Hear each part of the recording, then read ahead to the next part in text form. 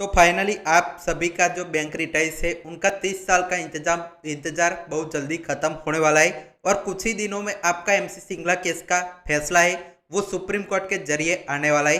तो bank pension operation को लेकर अब आप सभी को इंतजार बहुत ज़्यादा नहीं करना है। इस वीडियो में आपकी कुछ अपडेट्स है हमारे पास वो शेयर करेंगे, साथ ही में आपका पेंशन ऑपरेशन कैसे हो सकता है उसकी जो डिटेल्स है वो भी इस वीडियो में आप सभी को मिलेगी। तो सबसे पहले बात कर लेते हैं जो अपडेट्स आए हैं हमारे सामने उसकी। तो देखिए अपडेट्स में सबसे पहला अपडेट है कि आपकी जो एमसी सिंगला केस की वीकली लिस्ट है वो पब्लिश हो चुकी है। कल शाम को, कल रात को यहाँ पे जो आपकी एमसी सिंगला केस की वीकली लिस्ट ऑफ 22 एंड 23 अप्रैल है वो आ चुकी है, जिसमें हमारा एमसी सिंगला केस है वो 93 नंबर पर लगा है। 93 नंबर इतना मायने नहीं रखता है, उसमें हमें एक चीज देखनी थी कि कितने जजेस की बेंच 22 अप्रैल को बैठेगी, क्योंकि आप सभी को जैसे मालूम है सुप्रीम कोर्ट ने एमसी सिंगला केस को 22 तारीख के लिए लिस्ट किया है। उसके पीछे की एक और कहानी मैं आपको बताता हूँ, लेकिन उससे पहले कि आपका जो वीकली लिस्ट है उसमें 93 नंबर पर है और जो आपका 22 तारीख को 3 जजेस की बेंच है वो आपकी बैठ रही है। तो इसकी वजह से आपका साइड से 22 को ये जो नंबर है एमसी सिंगला केस का वो ना आए, लेकिन आपको बिल्कुल चिंता नहीं करनी है क्योंकि 23 को ऑटोमेटिकली नंबर 1 पर हमारा इस बार पार्ट ईयर केस से इसलिए लगने वाला है एमसी सिंगला केस 23 तारीख को। जैसे आपकी अभी आपका 15-16 का था तो 15 को नहीं हो पाया था, फिक्स डेट 15 थी, लेकिन 16 को ये नंबर हमारा दूसरे नंबर पर लग गया था। वैसे ही जो पहला नंबर का केस है वो तो खत्म हो गया, तो एक नंबर पर एमसी सिंगला केस अब आपका 23 तारीख को लग सकता है। लेकिन इसमें एक और चीज है कि आपकी जो 22 तारीख की डेली लिस्ट है जिसमें पता चलता है कि एग्जैक्टली 22 तारीख को कितने जजेस कौन से मामले सुने जाएंगे, कौन से 20 मैटर्स है, उसमें क्या हमारा एमसी सिंगला लिस्ट करते हैं, क्या हमें टाइम मिल पाएगा, वो लिस्ट आज आपकी पब्लिश होने वाली है। तो आज थोड़ी देर में ही आपके वो लिस्ट है वो आज पब्लिश हो जाएगी शाम तक। तो वो वीडियो आप सभी को देखना है तो नीचे चैनल को सब्सक्राइब का बटन है वो दबा कर रख लीजिए। आप सभी रिटाइज से वो बहुत ही इंपॉर्टेंट अपडेट है, वीक में आने वाले हैं, तो सभी अपडेट्स हम वीडियो के जरिए और आपकी पेंशन की कैलकुलेशन भी करके आपको दिखाने वाले हैं। तो सभी रिटाइज से रिक्वेस्ट है, नीचे सब्सक्राइब का बटन दिख रहा होगा उसको दबा दीजिए ताकि सारे वीडियोस आप देख पाए। तो एमसी सिंगला केस की डेली लिस्ट आ जाएगी, वैसे ही वीडियो आपको मिल जाएगा कि क्या 22 तारीख को सुना जाएगा, कोई चांसेस है या नहीं। लेकिन नहीं सुना जाता है तो 23 को तो वो फिक्स होगा, आपका सबसे एक नंबर पर एमसी सिंगला केस लग जाएगा। तो ये अपडेट है आज के वीकली लिस्ट के बारे में। अब बात कर लेते हैं कल क्या हुआ।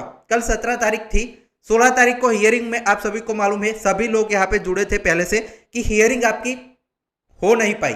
दूसरे नंबर पर रेगुलर हियरिंग में था, आपके पहले मिसलेनियस केसेस चले, फिर आपका 101 नंबर वाला लंच से पहले आपका 1 से सवा घंटा चला, लंच के बाद यहाँ पे 1 से सवा घंटा चला और वो केस को यहाँ पे खत्म कर दिया गया। वो केस आपका फिनिश हो गया, एमसी सिंगला केस ही अब पार्ट ईयर में बच चुका है। अब पार्ट ईयर का क्या मतलब होता है और एमसी सिंगला केस की फाइनल वर्डिक्ट कैसे आएगा उस पर थोड़ी मैं आपको बात बताता हूँ। देखिए पिछले 4 हफ्तों से आप सभी लोग यहाँ पे देख रहे हैं कि हमारा एमसी सिंगला केस लगातार 1 से 3 नंबर पर लगता जा रहा है।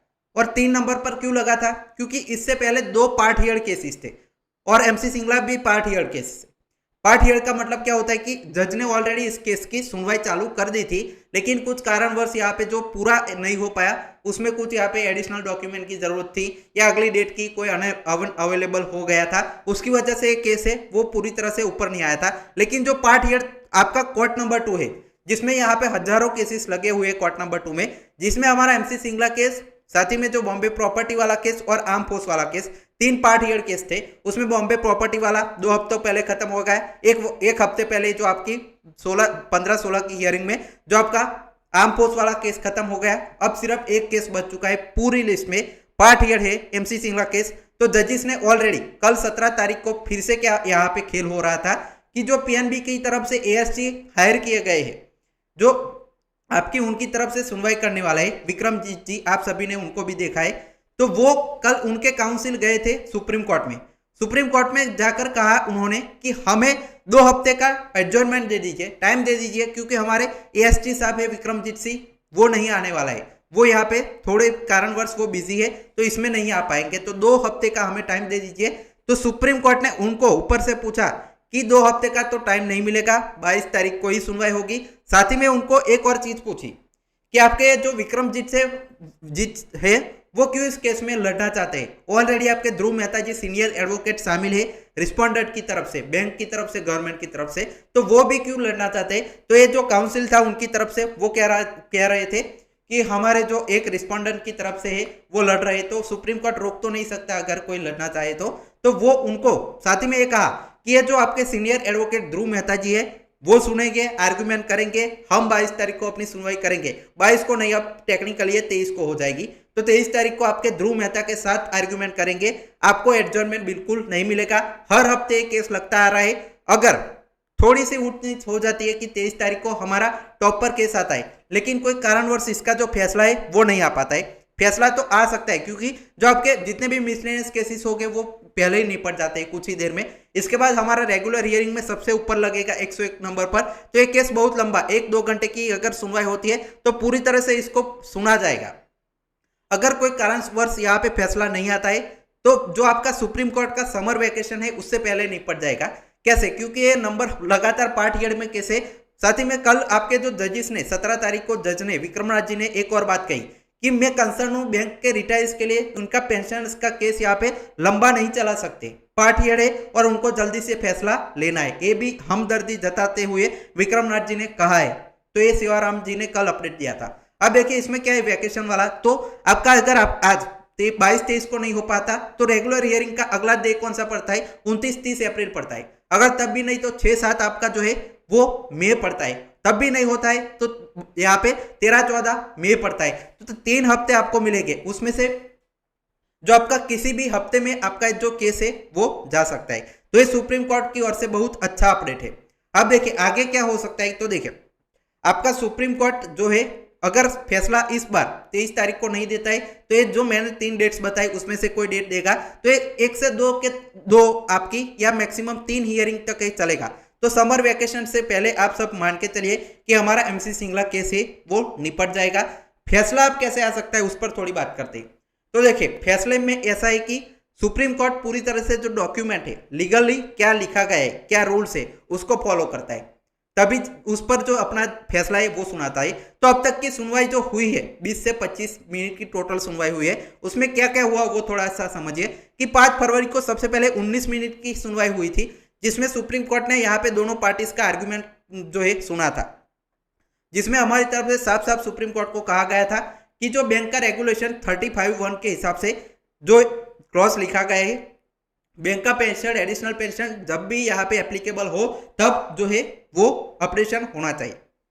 तो इस बेस पर ये बहुत ही स्ट्रांग पॉइंट है, इस बेस पर सुप्रीम कोर्ट फैसला दे सकता है। लेकिन सामने वाली पार्टीज भी यहाँ पे जो है बहुत सारे जो लगातार आर्ग्यूमेंट करेंगे, वो भी बहुत सारे इस केस को रोकने की कोशिश करेंगे, बहुत सारे ऐसे पॉइंट लेकर आएंगे। हमारे जो मनीष सिंघवी जी है वो लगातार कोर्ट में प्रेजेंट रहते हैं कई सारे दिनों से, तो उनको रिक्वेस्ट है कि पूरी तरह से स्ट्रांगली यहाँ पे जो है इस केस का सामना किया जाए, फैसला जल्दी ही आ जाएगा।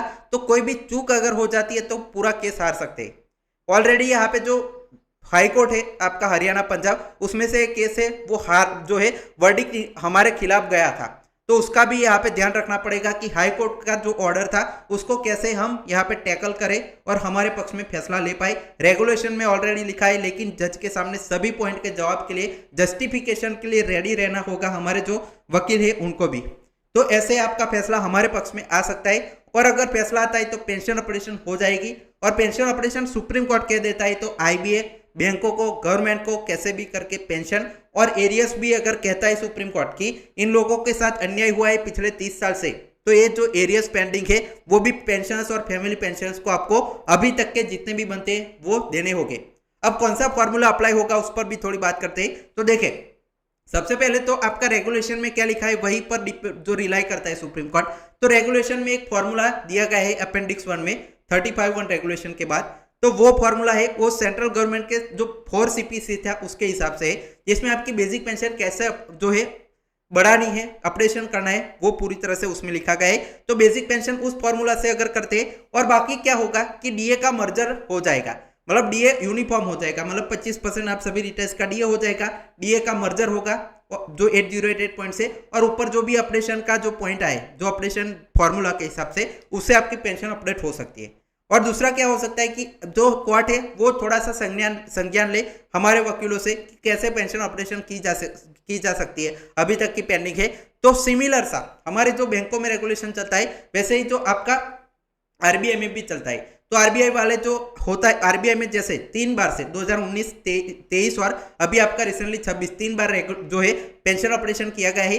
10% का बेसिक प्लस डीए पर नॉशनल इंक्रीज वहां पर करते, तो वैसे ही उनके जो पिछले फैक्टर है पहले डीए मर्ज किया जाए और 10% का उछाल सभी रिटायर्स को दिया जाए, और एरियस आरबीआई में नहीं मिले थे, तो यहाँ पे हम सुप्रीम कोर्ट पर डिपेंड करते हैं कि वो एरियस दिलवाते या नहीं। तो उस फॉर्मूला से भी हमारा पेंशन ऑपरेशन लागू हो सकता है, क्योंकि वो सिंपल सा फॉर्मूला है, 10% का इंक्रीज करके आपकी जो बेसिक पेंशन है वो बढ़ा दी जाती है डीए मर्ज करके। तो एक फॉर्मूला से भी आपकी पेंशन ऑपरेशन हो सकती है, लेकिन वो तो बात की बात है। सबसे पहला हमारा फोकस अभी होना चाहिए कि कैसे एमसी सिंगला केस जीता जाए। हमारे जो एडवोकेट मनीष सिंघवी जी है उनको स्पेशल आप यहाँ पे आभार या उनका जो स्पेशल थैंक्स कीजिएगा, क्योंकि वो लगातार सुनवाई में रिक्वेस्ट पर रिक्वेस्ट करते आए हैं कि हमें डेट दीजिए। पिछली बार भी जो आप सभी ने लाइव देखा होगा, जो 16 तारीख की हियरिंग का वीडियो में, कि जो केस खत्म हो जाता है 101 नंबर का, 5 मिनट एक्स्ट्रा जज बैठते हैं, फिर भी वो आते हैं बीच में, आते हैं कहते हैं 102 नंबर पर जो हमारा केस है उसको लगाइए आप। तो तब तक आपका जो लाइव हियरिंग है वो तो यहाँ पे खत्म हो जाता है, लेकिन शायद से ऑफलाइन में उन्होंने रिक्वेस्ट की होगी कि हमारा जो केस है 102 नंबर वाला वो ऊपर आप लगाइएगा, उसके लिए कोई नई डेट दे दीजिए, और वो डेट आपकी 1 हफ्ते के अंदर ही दे दी गई आपको फिर से। तो मनीष सिंघवी जी अच्छे से हमारे केस में लगे हैं, बाकी सारे यूनियंस भी बहुत अच्छे से हमारे केस में लगे हैं। तो बहुत ही कम आपको इंतजार करना है, जल्दी ही एमसी सिंगला केस का आपका फैसला है वो आपको देखने को मिलेगा। अब जो आपकी डेली लिस्ट है आज आ जाएगी, उसका वीडियो लेकर हम आपके साथ फिर से लौट रहे। उसके लिए आप इस चैनल को सब्सक्राइब करके जरूर रखें। कोई भी अगर आपका डाउट है तो कमेंट सेक्शन में हमें जरूर बताइए। Thanks for watching.